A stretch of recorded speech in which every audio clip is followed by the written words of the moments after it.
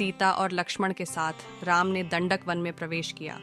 वहां पर उन्हें आर्षि मुनियों के अनेक आश्रम दृष्टिगत हुए।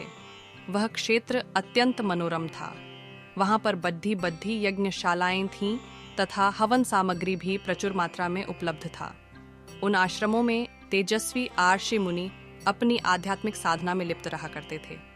वीर तपस्वियों के वेश में राम लक्ष्मण को देखकर वे समस्त ऋषि मुनि अत्यंत प्रसन्न हुए। राम, सीता और सीता का समुचित सत्कार करने के पश्चात वे बोले, हे राघव, यद्यपि आप वन में हैं, किंतु हमारे लिए आप ही राजा हैं। हम वनवासियों की रक्षा करना आपका परम कर्तव्य है। आत्मचिंतन में व्यस्त रहने वाले यहाँ के निवासी तपस्वियों को दुष्ट राक्षस निर्विघ्न रूप से ईश्वर आराधना नहीं करने देते। वे उनकी तपस्या में विघ्न तो डालते ही हैं, साथ ही साथ निरपराध तपस्वियों की हत्या भी कर डालते हैं। इसलिए हम आपसे आग्रह करते हैं कि हे रघुनंदन, आप उनसे हमारी रक्षा करें। रामचंद्र ने उन्हें आश्वस्त किया कि वे शीघ्र ही इन राक्षसों का विनाश कर इस क्षेत्र को निरापद कर देंगे। वहां से उन्होंने महावन में प्रवेश किया, जहां नाना प्रकार के हिंसक पशु और नरभक्षक राक्षस निवास करते थे। ये नरभक्षक राक्षस ही तपस्वियों को कष्ट दिया करते थे। कुछ ही दूर जाने के बाद बाघंबर धारण किए हुए एक पर्वताकार राक्षस दृष्टिगत हुआ। वह राक्षस हाथी के समान चिंगाट ढता हुआ सीता पर झपटा। उसने सीता को उठा लिया और कुछ दूर जाकर खड़ीडिढा हो गया।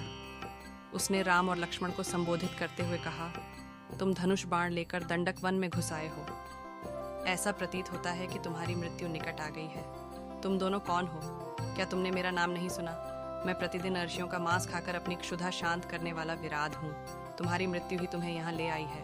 मैं तुम दोनों का अभी रक्तपान करके इस सुंदर स्त्री को अपनी पत्नी बनाऊंगा। उसके दंभयुक्त वचनों को सुनकर राम लक्ष्मण से बोले, भैया, विराट के चंगुल में फंसकर सीता अत्यंत भयभीत एवं दुखी हो रही है। मेरे लिए यह बड़ी लज्जाजनक बात है कि कोई अन्य व्यक्ति उसका स्पर्श करे। पिताजी की मृत्यु तथा अपने राज्य के अपहरण से मुझे इतना दुख नहीं हुआ जितना आज भयभीत सीता को देखकर हो रहा है। मुझे यह भी नहीं सूझ रहा है कि इस दुष्ट से सीता की कैसे रक्षा करूं।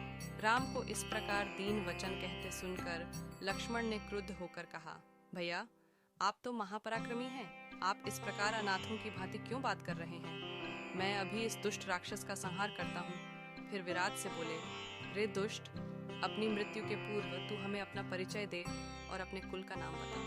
विराट ने हंसते हुए कहा, यदि तुम मेरा परिचय जानना ही चाहते हो तो सुनो। मैं जय राक्षस का पुत्र हूँ। मेरी माता का नाम शतहृदा है। मुझे ब्रह्मा जी से यह वर प्राप्त है कि किसी भी प्रकार